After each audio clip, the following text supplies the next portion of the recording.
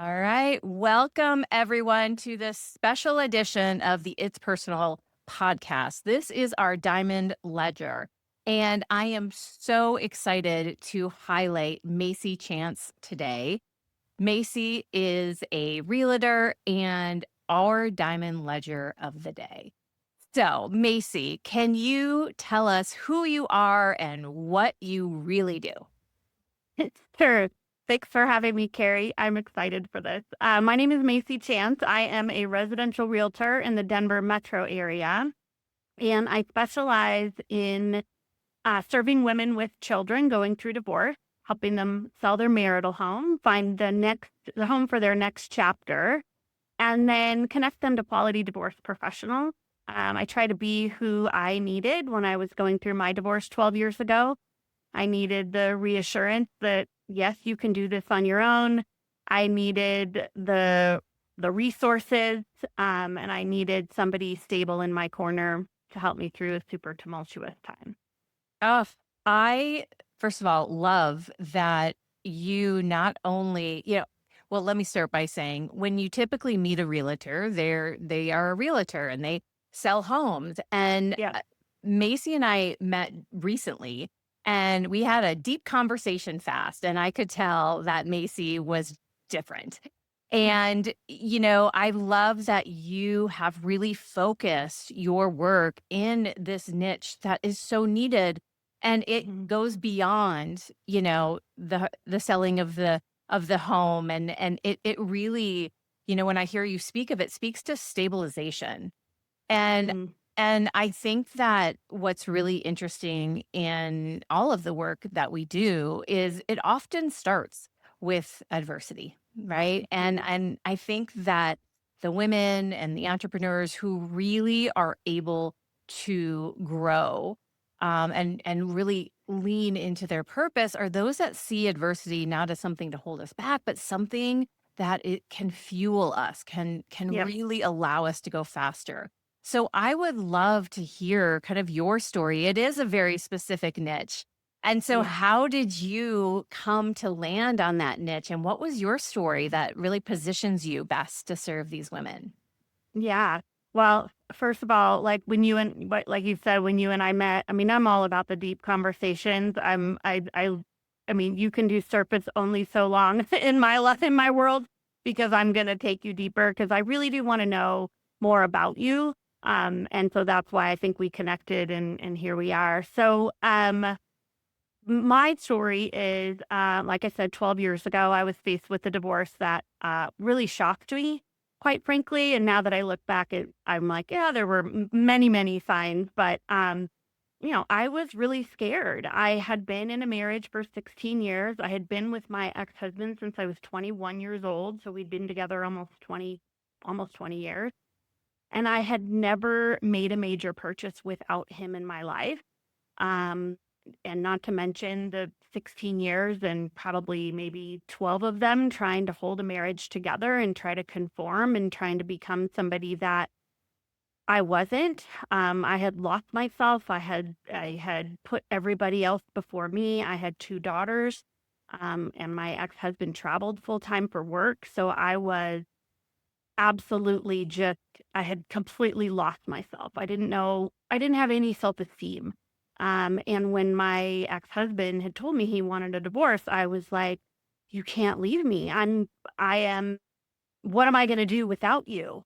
And then, so we had been on a family vacation, funny enough, not funny, when he told me this and kind of held it together while we completed that vacation. Didn't want the girls to know, didn't want our friends that we were traveling with to know. Got home, sent the girls to my mom and called a girlfriend of mine. And I told her what was happening. It was really the first time I could really talk about it without anybody else around. And she said, "Macy, you deserve better."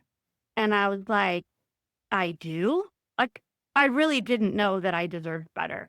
And there was probably a 30-second gap between questioning that I deserved better to knowing that I deserved better.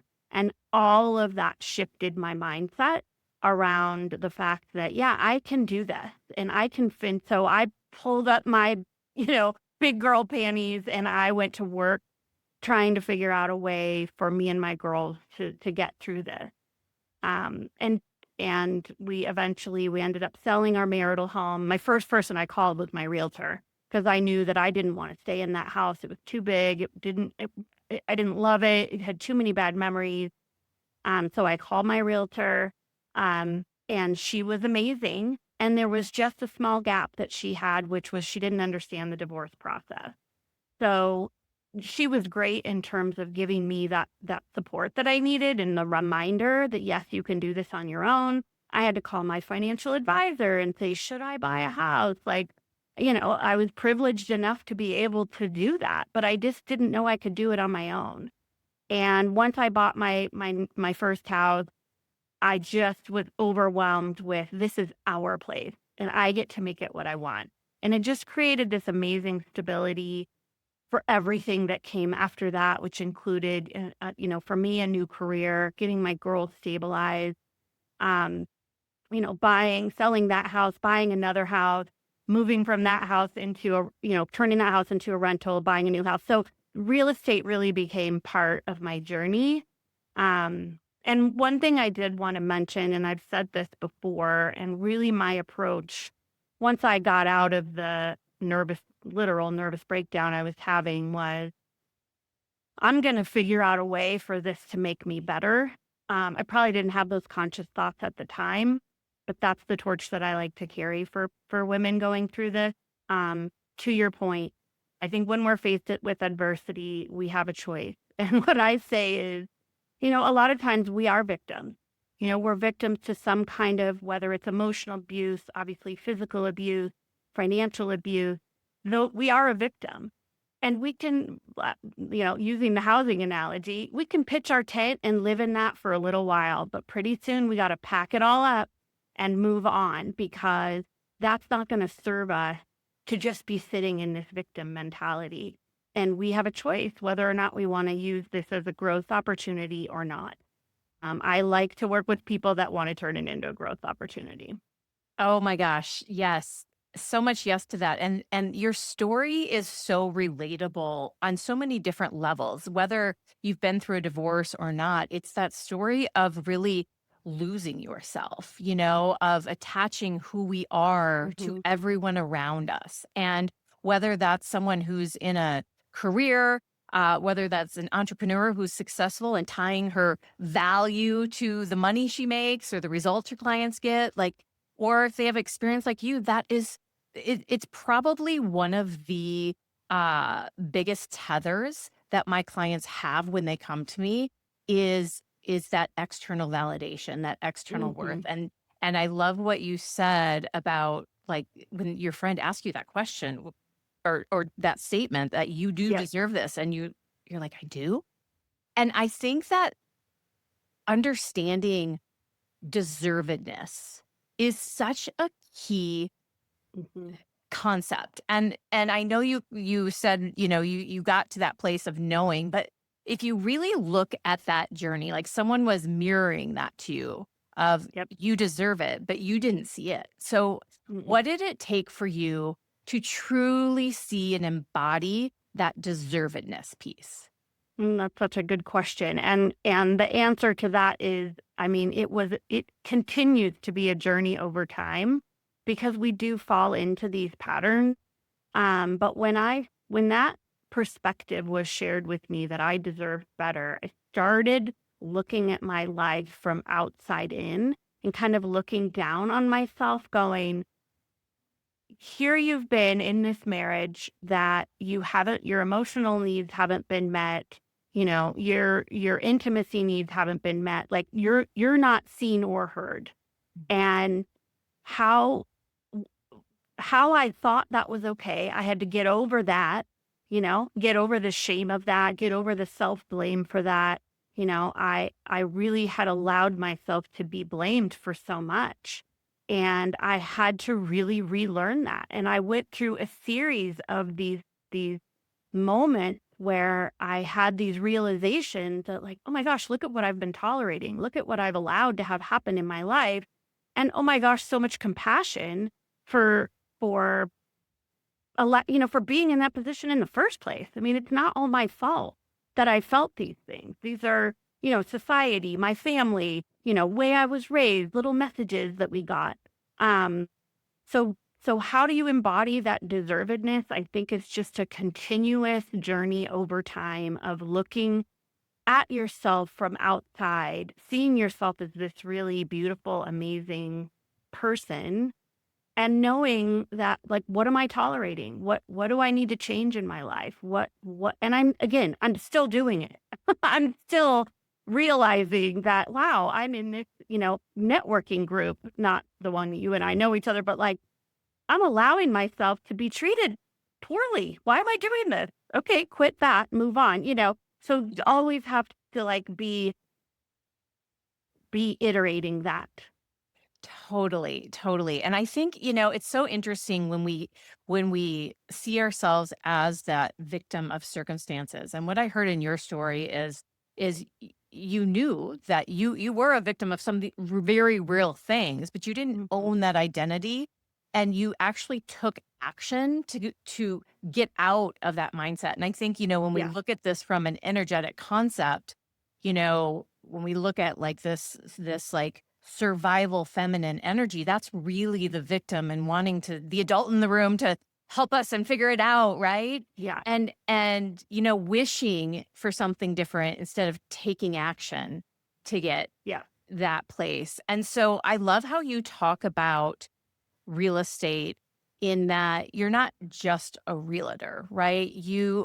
I can already see how you think bigger about investments and about building and about using real estate as your vehicle, right? And so I would love for you to talk more about this because I firmly believe that so many women don't see the opportunity that real estate presents. If they're not Mm. a realtor or if they aren't, in finance. I know my husband, has a real estate background, development background, finance background, and I used to like defer to him as if I Mhm.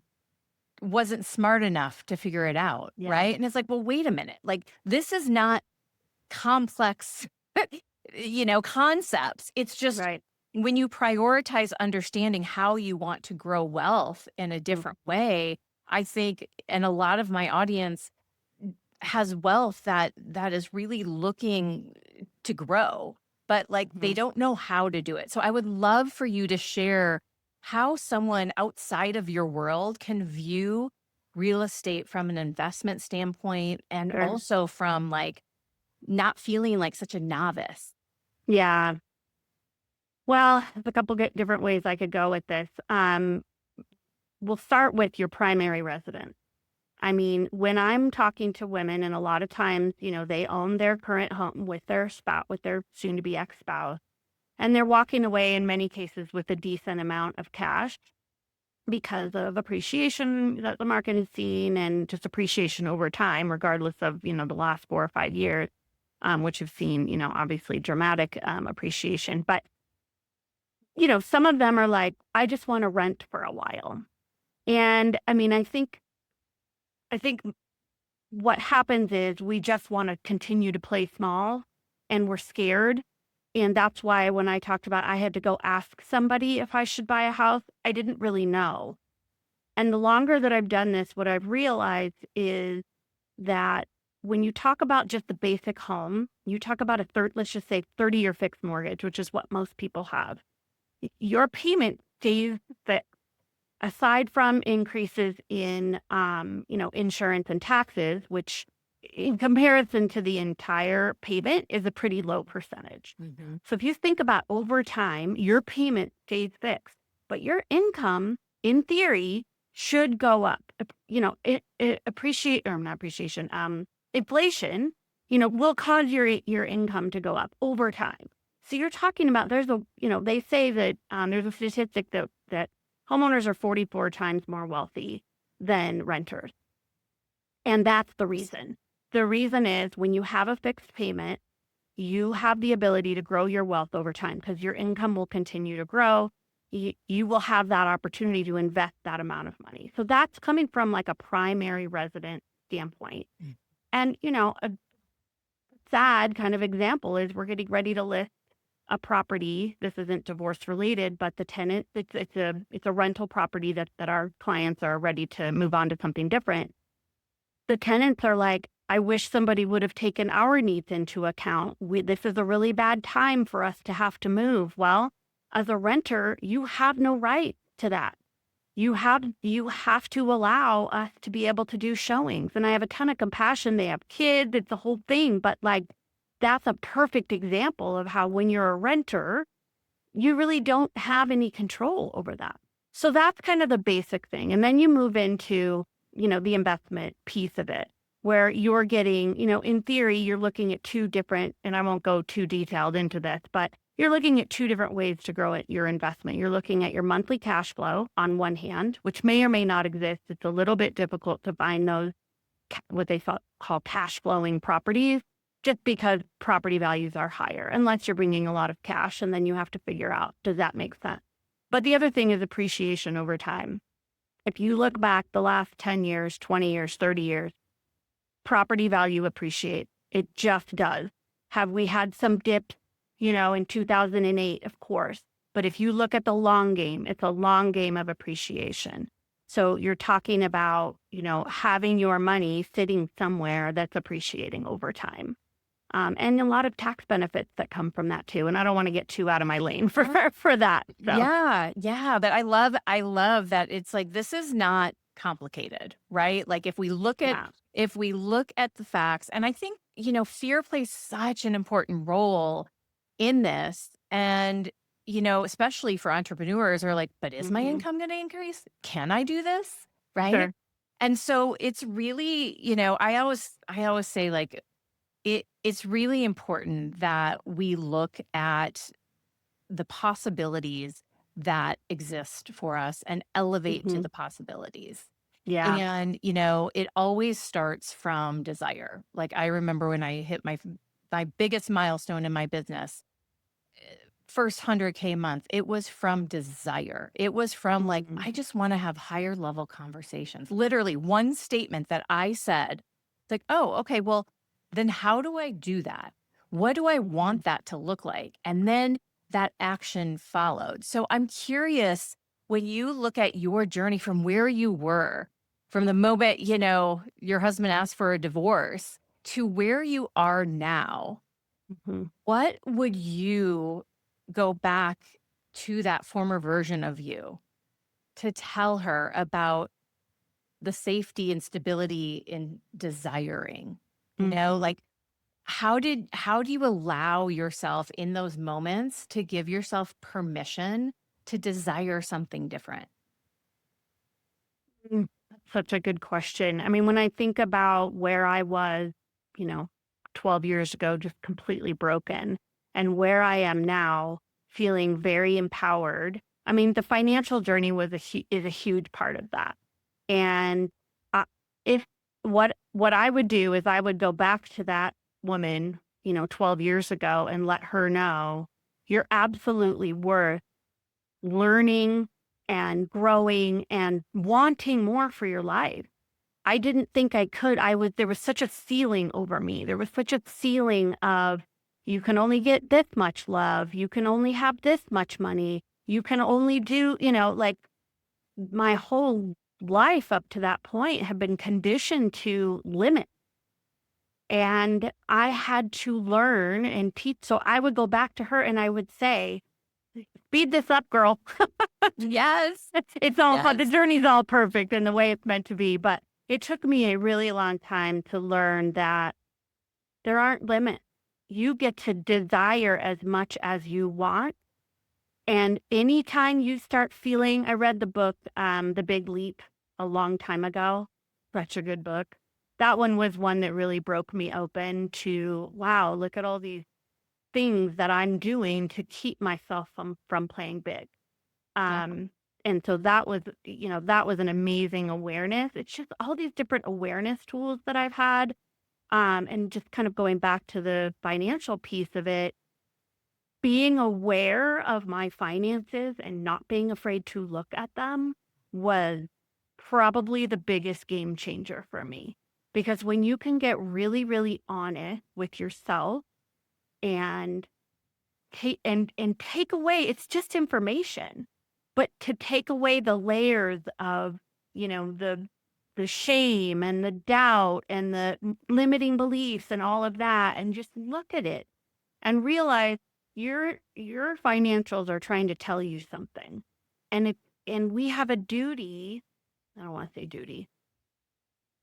We can become better when we listen to those things and when we pay attention to our finances and we figure out what's blocking me, what happened in my family that's making me feel like I can't look or learn from my finances or pay attention to them. Why am I continuing to get into credit card debt? What is that? What is happening there? And Yes. and overall, I think it's just about becoming awake to our lives, and that was the journey that I put a stake in the ground and said I was gonna do for the rest of my life, and Oh, continue to examine why are things, why am I having some of these feelings I'm having that are making me feel small, and what y- can I do to change them? yeah. I just love what you said, becoming awake to our life. Mhm. I mean, literally, if everyone who's listening could write down the question, what might change for me if I become awake to my life? Mhm. I think what you're saying about the money journey is so important. In fact, I literally yesterday I had a VIP day with a client who is very successful. She's grossed, 1 million in sales, and yet she has no idea what her finances look like. Mhm. She has no idea what's going in, what's going out. She has just such fear, even at Yeah. that level of around money and what it means about her as a Mhm. business owner. And she should know. And that's putting us right back into that victim mindset. And it's really the Right. ability to turn over that stone that you're scared to look at and just ask the question and Yeah. really allow yourself to find the answer. And I learned that the first time I bought a car when I was like in my 20s. I did all this research and I like really discovered knowledge is power. Like Mhm. just knowledge is power. So It is. information is power to be able to Yeah. ask the right questions. And I wanted to touch on that piece you said about desiring. So many high performing women feel like they're too much. I already have so much. There's so much to be grateful for. So, what does that mean about me? And when we can really look at our definition of too much and we can apply it to maybe someone we love, right? Mhm. To say, oh, this child of mine, is he or she too much? Of course Yeah. not. There's so Right. much, right? Yeah. There's so much. And so how would you advise women? And it kind of ties back to that deservedness piece too, but that concept of being able to dream bigger and think bigger and not feel like they're too much. And by the way, that book by Gay Hendricks was the first book I read as an entrepreneur. Yeah. I tell everyone who's starting this journey, read that book because the upper Yeah. limit concept is so true for almost all of us, right? So like Yes. Yes. how did you stop upper limiting yourself and how did you allow yourself to dream bigger? And what advice would you give for people who are still upper limiting? Yeah, I mean, I would say I haven't stopped upper limiting. I think I've just become more aware of when I do start upper limiting, and I think that loop starts to become faster. Because we're just, we're human beings. We can only be so conscious. And to your client, just so much compassion for her because I get it. Like it is hard to look at some of this stuff. And and the best advice I could give is really what I've lived through is really knowing what's on the other side of going through, my friends and I call the eye of the needle. Cause man, it is so painful to squeeze through that eye of the needle. It is so hard. But when you can have the vision of what life can look like on the other side, and when you allow yourself to really dream, what can life look like if I can look at my P&L once a month? what's that going to bring me? What's the benefit of that? And because women are, we're such givers, we so much care about other people. The way I have really reframed it is, one, I do a lot for my daughters. I want them to see a really good example. And, I call that time right after my divorce my prime resentment era because I had a lot of anger and resentment. And I know I was a super present mom and I know I was as good as I could be for them. And now that I'm, they're in their 20s and I can be a more conscious, aware adult, and we moved more into this more mentorship type of relationship, I'm really trying to show up conscious and healthy and happy for them.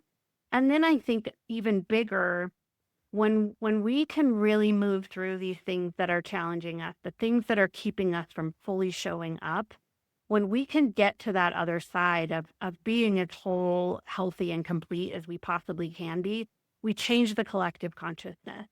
And man, do we need that right now. Man, do we need women to show up in who they really are without all these things that have been pushed down on us, that our families, the culture, you know, all ourselves, our spouses, our ex-spouses have put on top of us. Boy, do we need people to stand up in who they are and shine their light as bright as possible and be Yes. human. We need that reminder of humanity. And I think women are well equipped for that.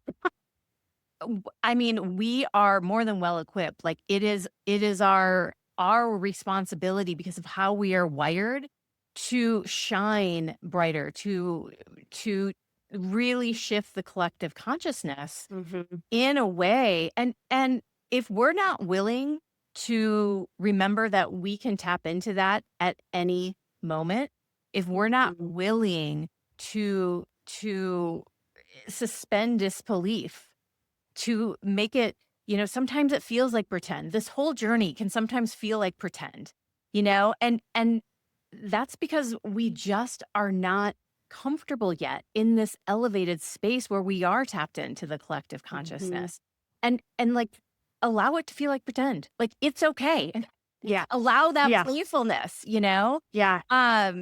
So I love that piece of it, and I know that's part of the secret to your success is that bigger desire, to change the Mhm. collective, to empower women. Yeah. So I am curious in your journey, when you think about the milestone that you're most proud of, what is that milestone and how can you inspire other women to go for their next milestone? Mhm. I mean, I think it comes back to I'm really, really proud of the fact that I was able to be a stable, healthy mom to my two girls who had a lot of chaos in their life and caused from the divorce, caused from the relationship with their dad.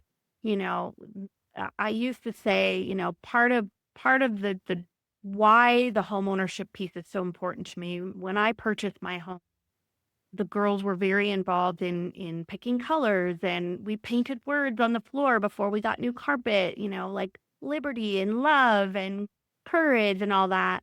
And they would, go back and forth between their dad's apartment and come home. And when they came home, I always called it the reentry because they would just absolutely like it was such a safe environment for them, and they just kind of lost it a little bit because they had held on so tight.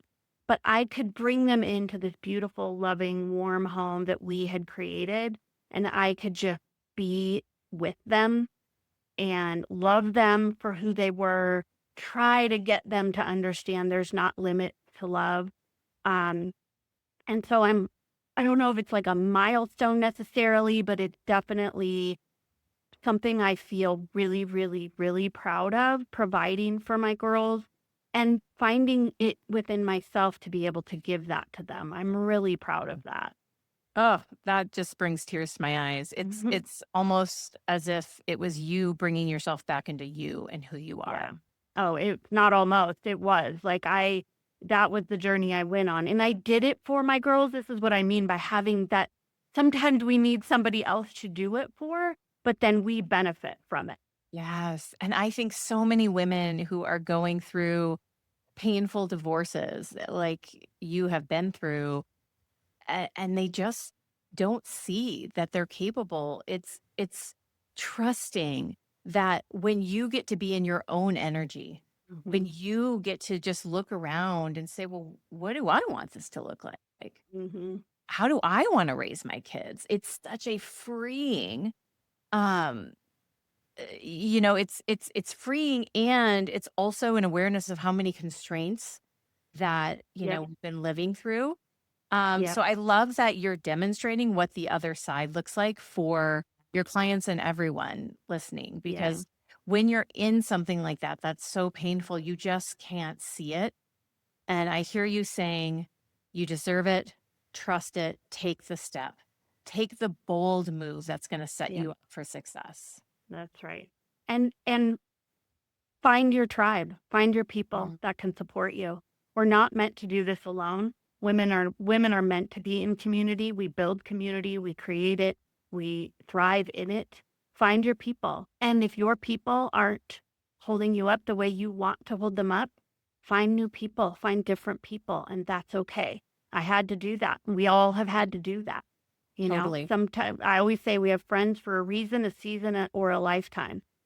Sometimes friends have served us, and then we have to move on. I didn't have any divorcing friends in my circle, so I had to go find them. I needed that, Totally. and I needed the other piece of the tribe, the financial piece, the attorney, the mediator, the financial advisor, the therapist, the all of that are. It's so important that we can do it on our own. We can, and we do it so much more whole when we have that support. We just need that. Totally. And there's Just nothing being, wrong with needing that. yeah. And just receiving it, allowing ourselves to Mhm. receive it is so important.